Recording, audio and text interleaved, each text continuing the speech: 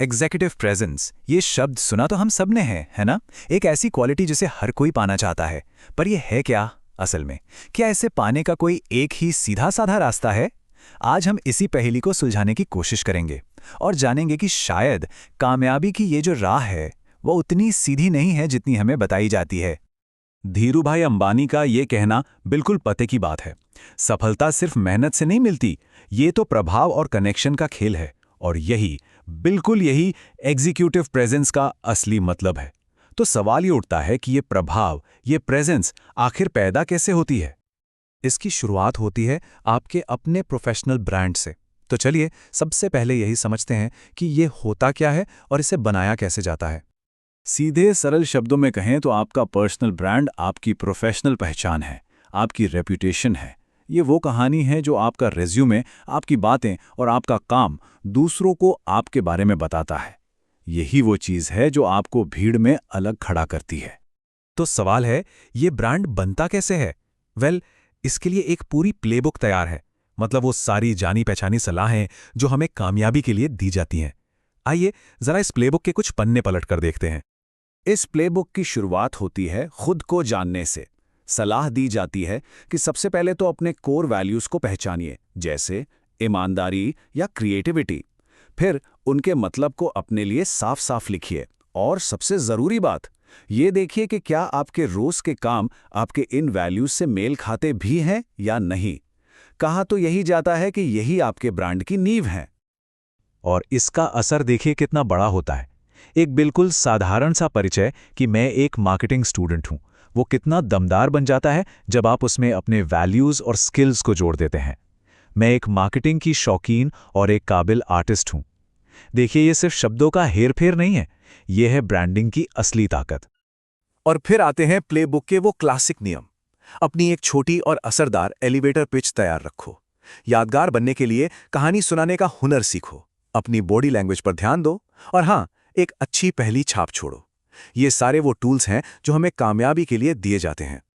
लेकिन यहीं पर एक बहुत जरूरी सवाल खड़ा होता है। क्या कामयाबी का ये जो फॉर्मूला है, ये सबके लिए एक जैसा है? क्या ये हर किसी के लिए, हर बैकग्राउंड में बिल्कुल वैसे ही काम करता है? और यही सवाल हमें इस कहानी के एक बहुत गहरे हिस्से की तरफ ले जाता है। तो अब हम इस पारंपरिक सलाह की परत के नीचे झांकेंगे और उन अनकहे नियमों को सामने लाएंगे जो अक्सर हमारी नजरों से छिपे रहते हैं। एग्जीक्यूटिव प्रेजेंस को अक्सर कैसे डिफाइन किया जाता है? यही कि ये गंभीरता, अच्छी कम्युनिकेशन स्किल्स और एक प्रोफेशनल लुक का मेल है। ये वो गुण हैं जो लीडरशिप का इशारा करते हैं।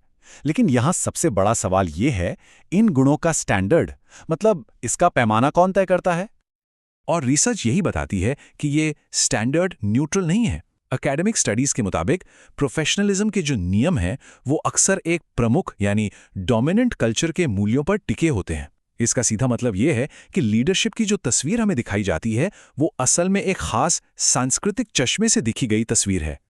तो सबसे जरूरी बात यह है कि सफलता की ये जो प्लेबुक है वो जाने अनजाने में भेदभाव कर सकती है। जो गुण प्रोफेशनल माने जाते हैं, चाहे वो बात करने का तरीका हो, अपनी बात रखने का ढंग हो या फिर मजाक करने का अंदाज, वो अक्सर एक ही तरह के कल्चर के हिसाब से तय होते हैं। और ये उन लोगों के लिए एक अनदेखी दीवार खड़ी कर देता है जो उस कल्चर से नहीं आते।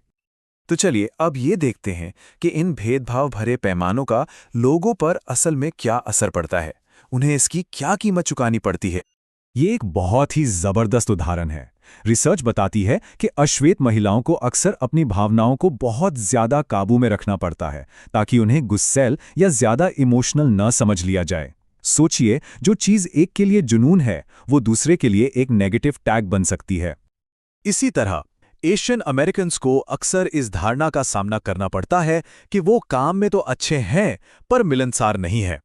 अब ये उन्हें एक बहुत मुश्किल सिचुएशन में डाल देता है। मतलब उन्हें तकनीकी तौर पर तो काबिल माना जाता है, पर यह कह दिया जाता है कि उनमें लीडर बनने के लिए जरूरी सोशल स्किल्स की कमी है। और ये सोच अक्सर उनकी तरक्की के रास्ते में आ जाती है।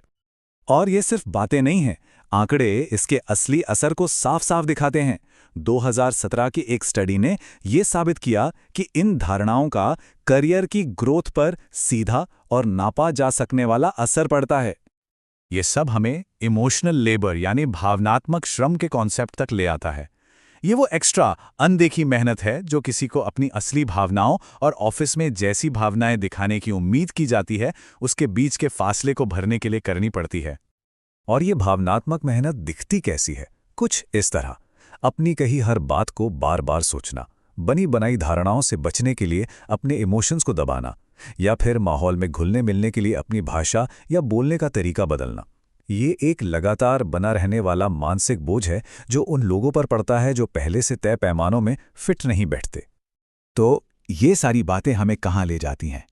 ये हमें मजबूर करती हैं कि हम उस प्लेबुक और उसकी छिपी हुई कीमतों दोनों को सामने रखकर ऑथेंटिक लीडरशिप यानी असल नेतृत्व के आइडिया पर फिर से सोचें। हमें अक्सर सलाह दी जाती है, जैसे हो वैसे रहो। लेकिन जब प्रोफेशनलिज्म के पैमाने ही सबके लिए बराबर नहीं हैं, तो काम पर ऑथेंटिक या असली होने का मतलब आखिर है क्या? और यहीं पर असली टकराव है। जब प्रोफेशनल दिखने का सांचा बहुत छोटा हो, तो खुद जैसा होना एक ऐसी सहूलियत बन जाती है जो सबको बराबर नहीं मिलती। कुछ लोगों के लिए ऑथेंटिक होना आसान है, दूसरों के लिए ये एक बहुत बड़ा रिस्क है। एक रिसर्च में शामिल व्यक्ति ने इसे बहुत ही अच्छे तरीके से समझाया। कौन ऑथेंटिक रह सकता है, ये इस बात पर निर्भर करता है कि किससे ऑथेंटिक रहने पर कोई नुकसान नहीं उठाना पड़ता। ये आपके हाथ में नहीं है। मतलब आखिर में जो डोमिनेंट कल्चर है वही तय करता है कि किसका असली रूप स्वीकार किया जाएगा। तो हम इस पूरी बातचीत को एक सवाल के साथ खत्म करते हैं। अगर आज की प्लेबुक सबके लिए नहीं है, तो हम एक नई प्लेबुक कैसे लिखें? एक ऐसी प्लेबुक जो सच में हर किसी को कामयाब होने का बराबर मौका दे। ये सवाल सिर्फ कंपनियों के लिए नहीं है, बल्कि हम में से हर एक के लिए है सोचने के लिए।